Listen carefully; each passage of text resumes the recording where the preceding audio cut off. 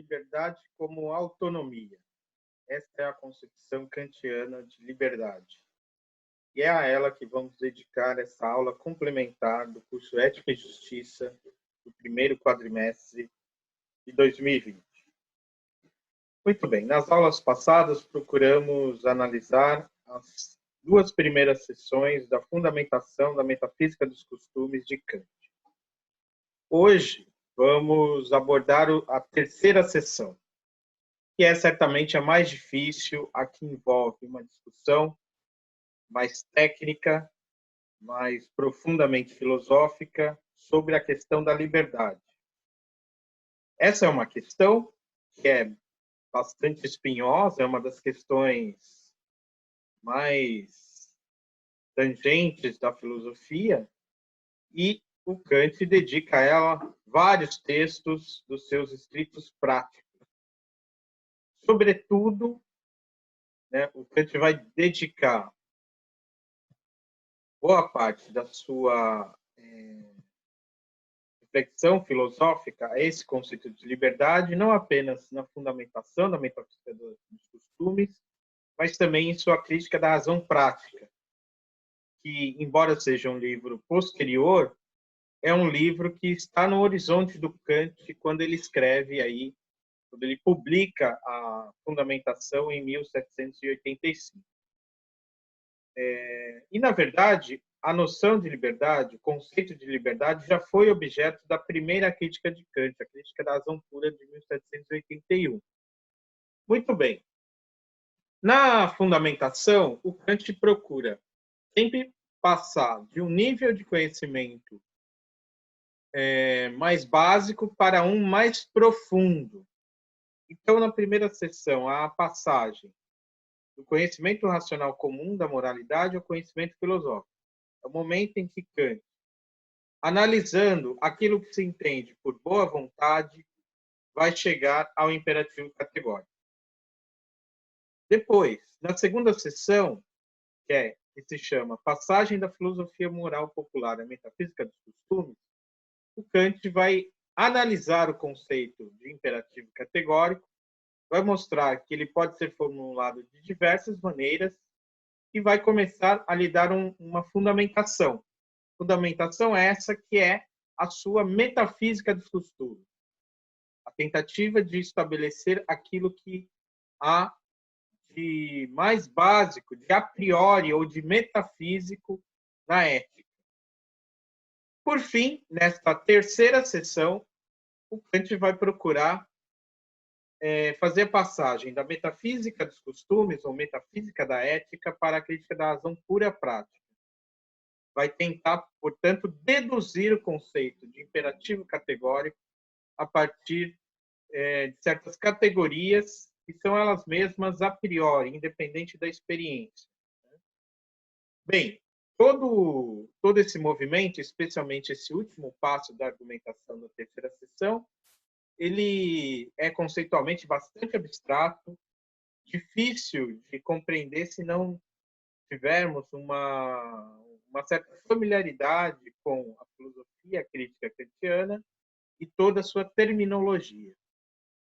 Por isso, o que eu vou tentar nesta aula é apresentar de maneira bem básica, ainda superficial, alguns desses conceitos para tornar a leitura mais tranquila. Em primeiro lugar, ofereço aí em tela um resumo da terceira sessão, indicando o título de cada um dos parágrafos. Então, Kant começa a terceira sessão falando em vontade, liberdade e necessidade natural. E vai apresentar um primeiro conceito, o conceito negativo de liberdade, que é um conceito que é a sua concepção mais fundamental da liberdade enquanto autonomia. A liberdade entendida como a independência do arbítrio em relação aos impulsos da sensibilidade. É isso que determina a noção de liberdade em Kant. O sentido positivo é justamente a capacidade que a vontade tem de seguir leis. E essa espontaneidade da liberdade, é que constitui o lado positivo, Dessa forma, o Kant vai, né, no primeiro momento da terceira seção da fundamentação, afirmar, e esta tese, né, é formulada explicitamente por Kant em letras garrafais, né, em negrito: a liberdade tem de ser pressuposta como propriedade da vontade de todos os seres racionais. Essa pressuposição é básica porque sem ela não há ética propriamente. Os seres racionais, entre eles os seres humanos, seriam não livres, submetidos a leis necessárias, como as leis da natureza, e não poderíamos falar em moralidade, né? As ações humanas, as ações seriam, de modo geral, automáticas, determinadas pelas leis da natureza, e não haveria autonomia humana. Portanto, na sequência da terceira seção da fundamentação, Kant vai investigar tudo isso que está em jogo na noção de liberdade. Depois eu posso passar no blog, né, um esquema aí da fundamentação com um título que eu indiquei para cada um dos parágrafos. Na parte final, na antepenúltima parte, melhor dizendo, da terceira seção, ele vai tentar deduzir o conceito de imperativo categórico. Como é possível um imperativo categórico? E vai falar da dualidade do ser racional, que pode ser entendido ou como um ser empírico, submetido a leis de causa e efeito, mas também como um ser numênico, ou uma coisa em si que não está submetido às leis da natureza. E esse é um ponto que retoma uma das partes mais interessantes da crítica da razão pura, quando Kant investiga a antinomia da liberdade. E eu vou apresentar nesta aula essa antinomia, porque ela, de certa forma, está sendo pressuposta nesta apresentação que o Kant faz da liberdade na terceira seção. Na última parte, né, nos 15 últimos parágrafos, o Kant vai mostrar como nós chegamos, com essa investigação sobre a liberdade, ao extremo limite de toda a filosofia prática, que é o caráter incompreensível da própria moralidade na pressuposição do conceito de liberdade. Aqui nós temos um tema para lá de espinhoso, né, que o Kant aborda em todos os seus escritos de filosofia prática, de filosofia moral. Mas eu vou deixar toda essa discussão mais profunda de lado, porque o que mais nos interessa é a concepção básica do Kant sobre liberdade. E para compreender essa concepção kantiana, é preciso entender a distinção fundamental que está na base da filosofia crítica, que é a distinção entre fenômeno e coisa em si. Aqui eu vou deixar um pouco de lado a tela e tentar apresentar para vocês o que está em jogo nessa dualidade presente na filosofia kantiana entre fenômeno e coisa em si. A concepção mais ampla da filosofia kantiana vai dizer que a nossa capacidade de conhecer ela é limitada aos fenômenos. Nós só conseguimos compreender fenômenos, aquilo que aparece.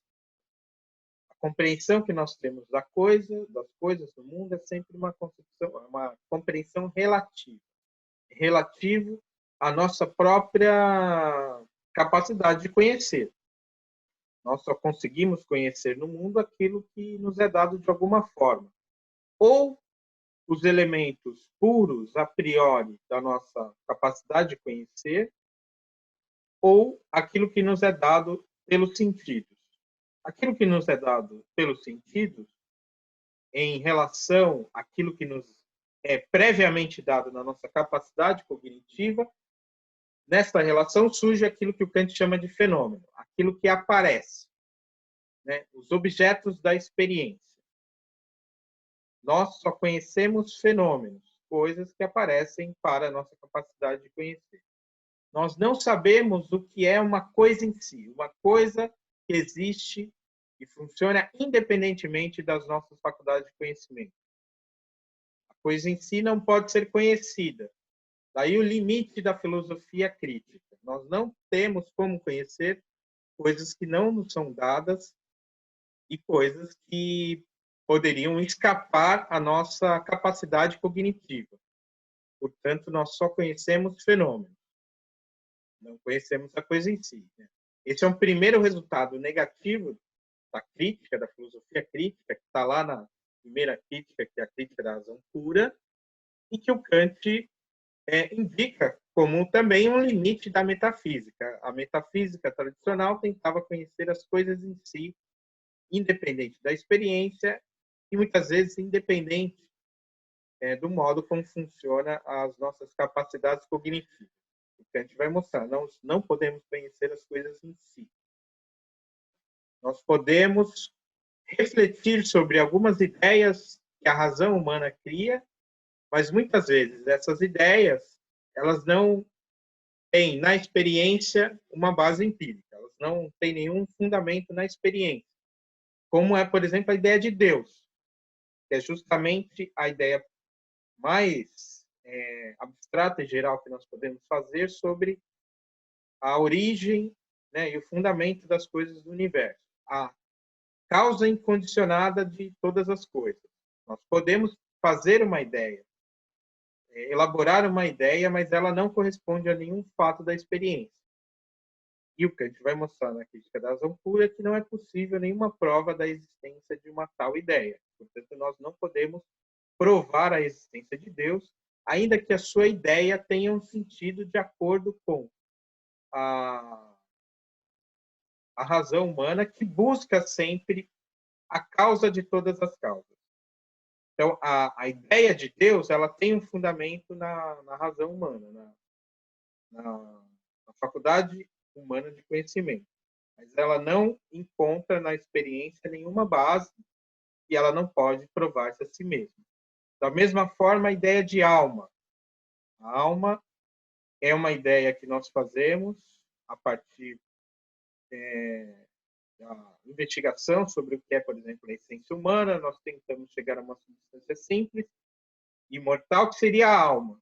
Mas nós não podemos conhecer a alma e o Kant vai dizer que todas as tentativas de provar, por exemplo, a imortalidade da alma são falhas, falaciosas, ele chama de paralogias, em que você não consegue realmente ter uma prova cabal sobre esse objeto. Da mesma forma, quando nós tentamos conhecer o mundo, qual é a origem do universo? Se o universo teve uma origem ou ele sempre existiu? Qual é o limite do universo? Se ele é determinado por um limite espacial, se ele foi criado em algum momento do tempo. Todas essas questões cosmológicas escapam também ao conhecimento humano, e o Kant vai mostrar, numa parte da crítica da razão pura, que são as antinomias, que essas ideias elas encontram aí na razão humana um limite, nós não podemos tomar partido. E uma dessas ideias é a ideia de liberdade, não apenas a liberdade no sentido prático, mas a liberdade no sentido metafísico. Saber se pode haver uma ação livre, uma ação que não foi determinada por nenhuma causa anterior. Essa é uma discussão não apenas do âmbito da moralidade, da prática, mas também uma questão metafísica, é saber como são possíveis ações não determinadas por nenhum evento anterior. E por isso o Kant vai dedicar uma das antinomias da crítica da razão pura, que são 4, à questão da liberdade. E eu vou falar dessa questão porque ela pressupõe, ela está pressuposta na terceira seção da fundamentação da metafísica dos costumes. Então, eu vou apresentar aqui para vocês, no quadro, o que significa esta antinomia da liberdade. Por que antinomia? Antinomia é porque você tem duas teses ou duas afirmações sobre o mesmo objeto e não consegue se decidir por nenhuma delas. Então, nós temos lá a terceira das 4 antinomias, que é a antinomia da liberdade. Segundo Kant, a tese diria algo afirmando, né, a realidade da liberdade, dizendo: a causalidade, segundo as leis da natureza, não é a única de onde podem ser derivados os fenômenos do mundo, do seu conjunto. Há ainda uma causalidade por liberdade que é necessário admitir para os explicar. Uma tese afirma a existência da liberdade. Já a antítese vai dizer que não. Não há liberdade, mas tudo no mundo acontece unicamente em virtude das leis da natureza. Então, você tem aí a afirmação da liberdade por um lado e a sua negação por outro. O Kant vai ter em vista justamente na tese aqueles filósofos, né, pensadores que afirmaram a liberdade humana, a liberdade de indiferença, a liberdade do arbítrio em escolher entre um objeto A e B sem ser determinado por nada. Enquanto a antítese, ela é a clássica refutação da liberdade pela estrita observância da lei de causalidade, o fato de que tudo na natureza acontece segundo uma série causal, né, que não pode ser quebrada. Né? E isso, essa afirmação antitética em relação à liberdade é uma afirmação comum, especialmente nos filósofos empiristas. Então, autores como Hume e Hobbes, por razões diferentes, vão afirmar a inexistência da liberdade nesse sentido. Bem, como Kant vai resolver essa antinomia? O Kant vai dizer que cada uma das teses tem razão, só que é possível, segundo Kant, dar razão a cada uma das afirmações de acordo com o ponto de vista que se tem sobre o agente, no caso, o ser humano.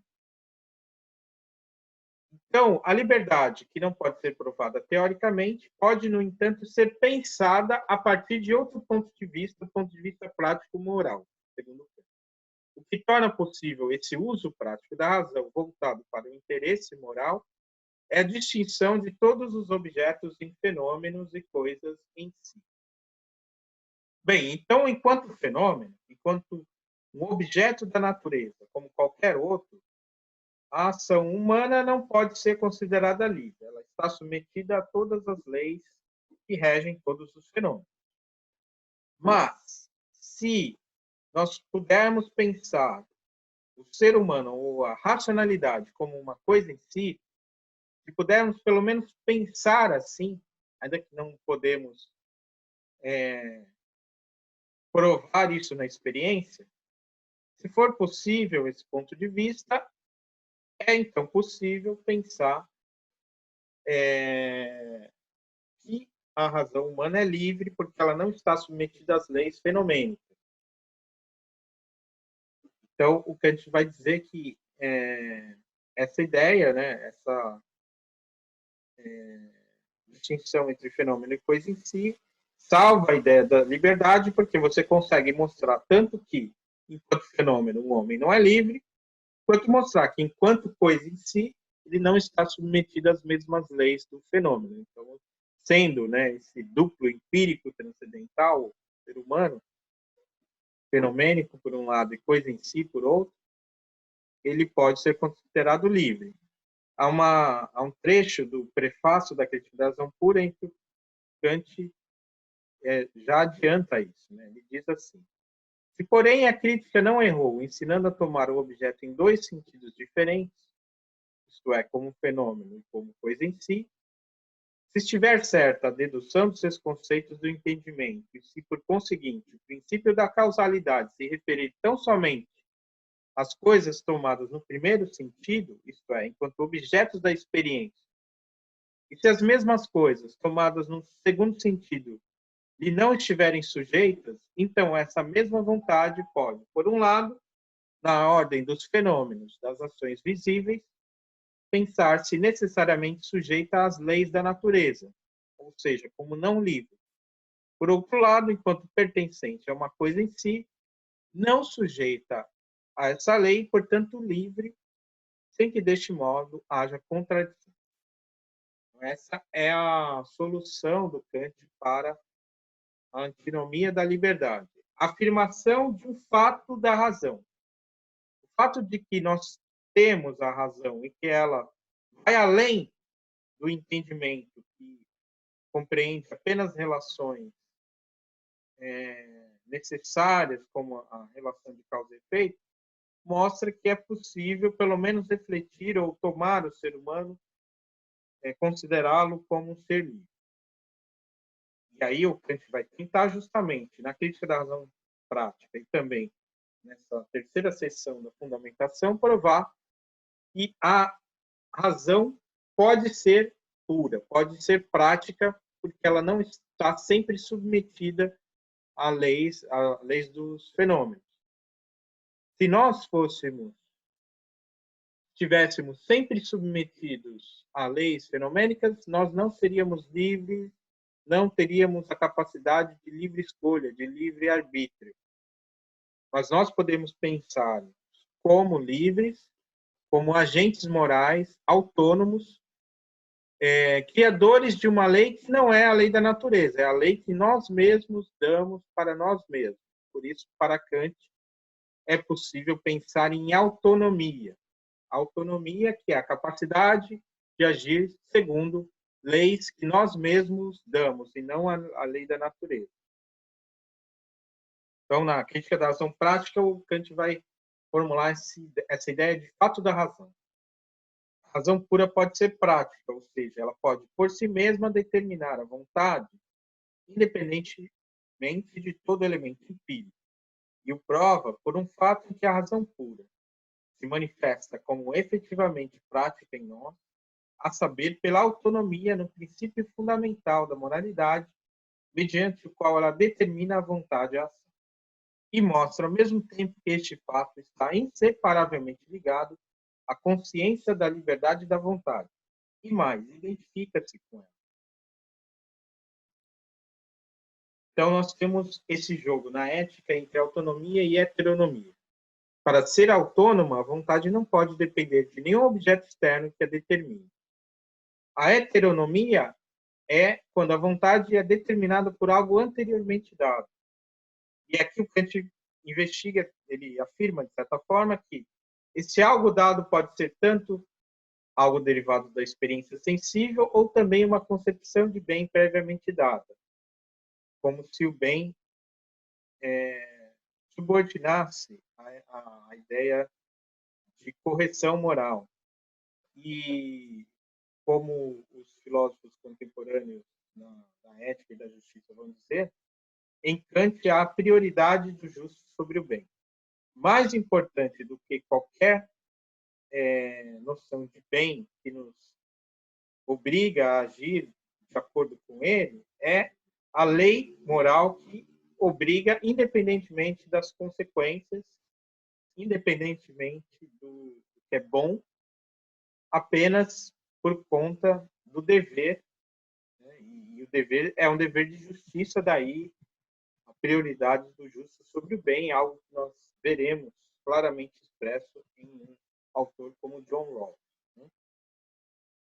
Portanto, para Kant, a liberdade é uma pressuposição necessária da moralidade, pois a lei moral implica que a vontade humana seja causa livre, já que o dever exige que nós nos determinemos por um motivo puramente racional, desembaraçado de todo motivo da sensibilidade, o que vem a ser a própria definição de liberdade. O Kant oferece e reformula várias vezes na terceira seção, mas já estava lá desde a crítica da razão pura. A liberdade, no sentido prático, é a independência do arbítrio frente à coação dos impulsos da sensibilidade. Muito bem. Então, esta é a concepção kantiana de liberdade. A razão prática pode ser pura, ela pode ser determinada por si mesma, independente dos impulsos da sensibilidade. E só assim ela é livre, porque quando ela se deixa levar pelos impulsos da sensibilidade, nós agimos como qualquer outro ser da natureza, qualquer outro ser fenomênico, qualquer animal. Mas é a capacidade que nós temos, racional, de darmos leis a nós mesmos, essa racionalidade que indica a nossa liberdade, a capacidade de agir segundo leis autônomas. Autônoma justamente porque eu só sou livre quando eu sigo uma lei que eu mesmo dei. Essa noção de liberdade é fundamental, de liberdade enquanto autonomia. Para Kant, liberdade não é deixar de seguir toda e qualquer lei. Para Kant, não é possível uma ação que não siga uma determinada lei. Dessa forma, para Kant, o caos completo não é possível. Nós sempre estamos submetidos a alguma lei. Seja a lei da natureza, que nos motiva a agir de acordo com os impulsos da nossa sensibilidade, seja a lei da moralidade, o imperativo categórico, que nos obriga a agir de acordo com esta lei moral, que é justamente aquela. Age de acordo com a máxima que possas, ao mesmo tempo, querer que se torne lei universal. Segundo Kant, essa é a fórmula básica do imperativo categórico. E quando, em geral, não se tem noção a isso, é porque ou decidimos ir contrariamente ao imperativo categórico, e o Kant vai indicar numa outra obra que é possível escolher o mal.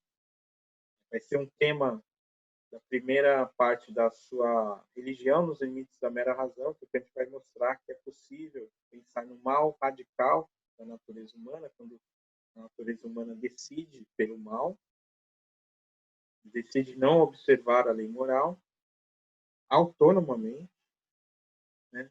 Isso ele não diz tão explicitamente na fundamentação, mesmo na crítica da razão prática, mas diz lá no texto sobre a religião. E ou nós fazemos isso, ou nós seguimos a lei do mero egoísmo, buscando a satisfação de si, sem nenhuma preocupação moral. Mas agir moralmente é justamente aquilo que dá dignidade à natureza humana, que é a racionalidade.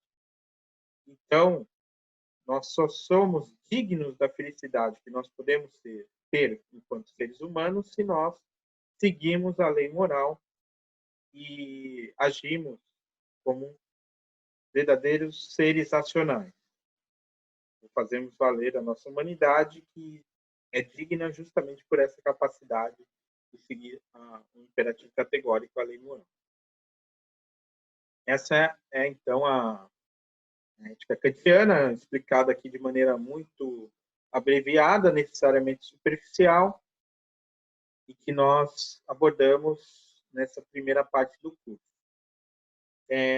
Eu vou, na próxima aula, falar de algumas consequências da ética kantiana, no aspecto, especialmente o aspecto político, que já vai nos introduzindo a segunda parte do curso, quando vamos analisar principalmente a questão da justiça, como é possível pensar numa sociedade bem ordenada e um acordo em relação a certos princípios básicos de justiça.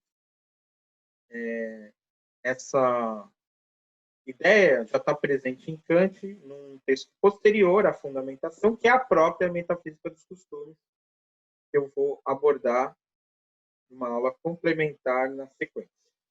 Então, até a próxima.